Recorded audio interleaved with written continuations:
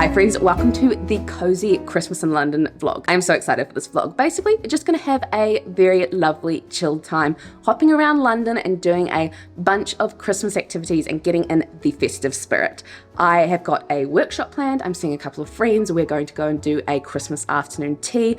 All very good things, so get yourself a cozy cup of tea or hot chocolate, settle in, and let's get in the festive spirit together. I hope wherever you guys are, whether you celebrate Christmas or not, that you are having a lovely December and you're just able to kind of find time to sort of unwind and decompress from the year and really just spend time with the people you love. Now, first up on the agenda is we're going to go and check out some of the Christmas shops in the London department stores. And one thing you should know about London department stores in December is that they get very, very busy. So I went and saw one at 10 o'clock at opening time yesterday on a weekday. We're going to go and do two more this morning and hope for the best. Just have a little bit of a peruse of the Christmassy bits they're selling, the ornaments, the food things they have on offer. But yeah, it'll definitely be a window shopping excursion, but it'll be fun nonetheless.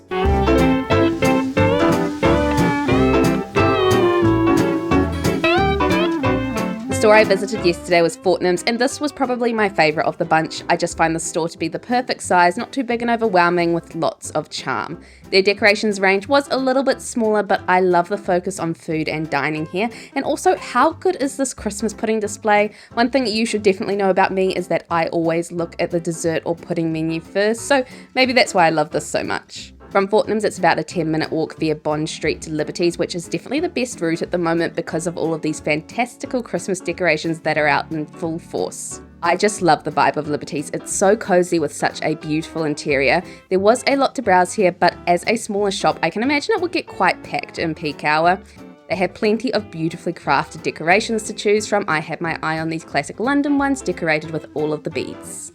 And my last stop of the morning was Selfridges. Their shop I think is the best all-rounder and definitely the most impressive. I can't even begin to imagine how much garland it takes to decorate the store, and the disco ball bow situation really did its job, a total showstopper. My favourite part of their shop was this range of food ornaments, butter, cheese, anchovies. I love it all, but I think this KitchenAid one stole my heart. As is the case with most department stores, these ornaments typically start at £25, which honestly I would rather spend on an actual meal out in London, but I do think that as like a one-off special holiday souvenir or as a gift for someone, they make a very thoughtful purchase.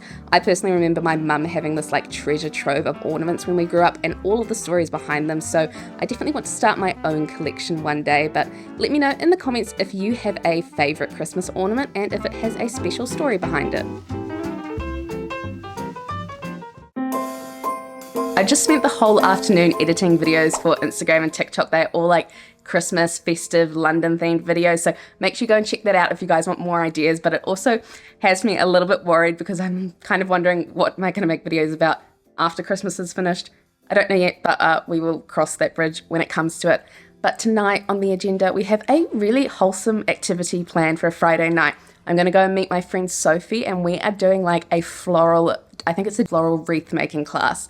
This one is festive themed, but I think I'm going to try and make mine a little bit more generic so that I can use it as decor in our apartment like all year round.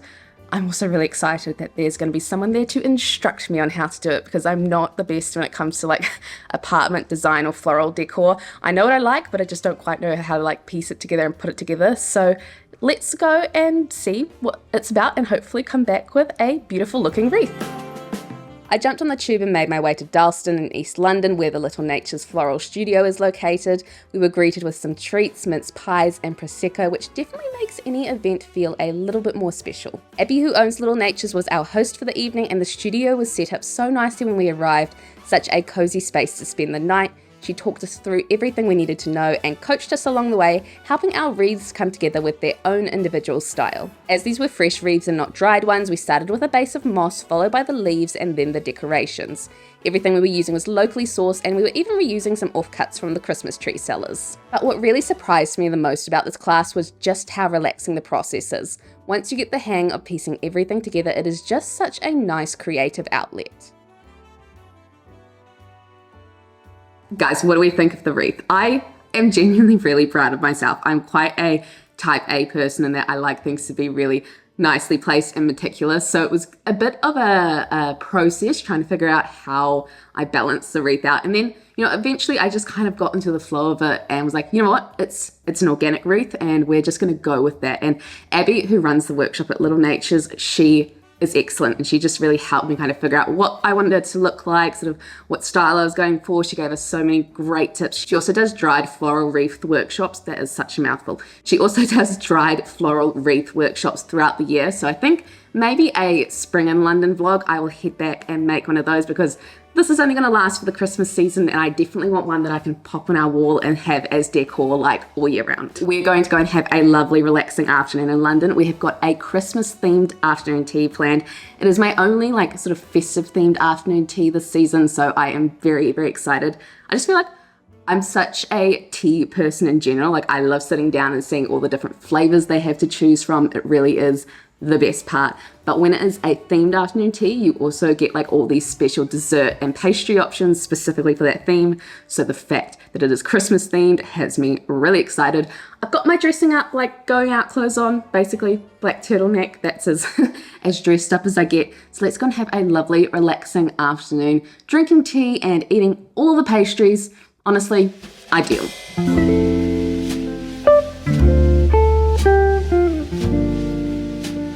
Even though the temperature was above 10 degrees today, which is a novelty for December, don't let that fool you. The weather was crazy and it was giving the most frazzled Englishwoman vibe I have seen in a while. This afternoon tea is at the Four Seasons 10 Trinity Square, and the nice thing is I think they've actually still got space for some bookings left in December, because a lot of the extremely popular Christmas afternoon teas tend to sell out like in August, which is way too early to be thinking about Christmas. Absolutely top marks for Christmas decorations, and the vibe here was just so nice and relaxing. They even had a live singer and pianist, and he was just excellent.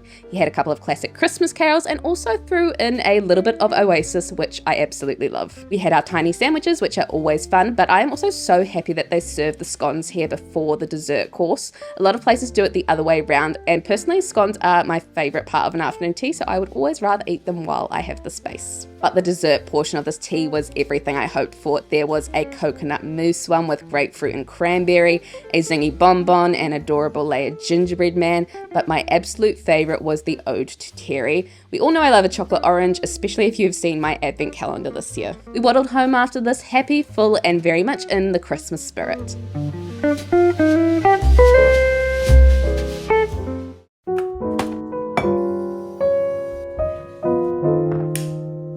Important updates. Number one, we have upgraded the candle in the wreath. What do we think? How does it look? And number two, we have got our cute little Christmas tree. I have to be honest, I wasn't planning to get a Christmas tree this year just because we were traveling sort of in and out across December, but then they started selling them, and when I saw all of the ones that were like the perfect, like adorable little flat size, I knew I just kind of wanted to get one, spend a Sunday decorating it, make some mulled cider, put on some like nostalgic Christmas tunes. So that's exactly what we did. Before we jump into the last activity of the vlog, I just want to take a quick second to say, if you have been watching my videos for like a day or a month, or even since I started back in February, thank you for being here. Like, thank you for every sort of like or view or comment. It means so much. I am going to be doing my first Q&A over the Christmas period. So if you have any questions for me, whether it's about travel or living in London or moving abroad or whatever you want to ask, leave them in the comments. I will also put a link where you can leave a question anonymously. All of that will be in the comments, and expect a Q&A video coming soon. Tonight we're heading south of the Thames for three reasons. Number one, to see some friends, which is always fun. Number two, to go and eat at Arcade Food Hall, which I think in my opinion is like probably one of the best food halls in London. And the third reason is because there's a bunch of like festive installations happening at Battersea right now, including an ice skating rink. And if you saw my last Christmas video, you'll know I am very out of practice with ice skating, but I did enjoy it last time we went, so I think I will put my brave face on and go and give it like another go. Let's go and enjoy an evening out in Battersea. Okay, so I've been seeing all of these videos about how crowded central London is right now, so if you are looking to escape the crowds, definitely head to Battersea. It was so quiet and everything was just really beautifully decorated for the festive season. Arcade is always a good time, and I got to try a lot of things that have been on my foodie wish list: a delicious Nepalese chicken dumpling, nduja burrata and honey flatbread, and this melt-in-your-mouth steak and brioche sandwich. After this absolute feast, it was time to see if we could actually skate again, and the ice rink at Battersea is just stunning. It overlooks the London skyline, it has this huge Christmas tree, and is surrounded by all of these projections that are designed by David Hockney. And honestly, the confidence I had this time was so much better than my last skate session. I picked up a bit of speed and just managed to get around the rink a few times. This is me realizing that I am actually skating and not just stumbling, which is kind of surreal. And I think I was just reflecting on how far I have come with friendships and relationships since moving to London. It definitely was one of the more tricky things in the beginning. I mean, we all know how difficult it is to make friends as an adult, but this Christmas season has really proved to me the type of relationships and community I've managed to nurture here, and that just makes my heart so full. If you want to see how my last skate session went or some other awesome activities to do in London at this time of year, check out my last Christmas in London video, and I will catch you in the next one. Bye!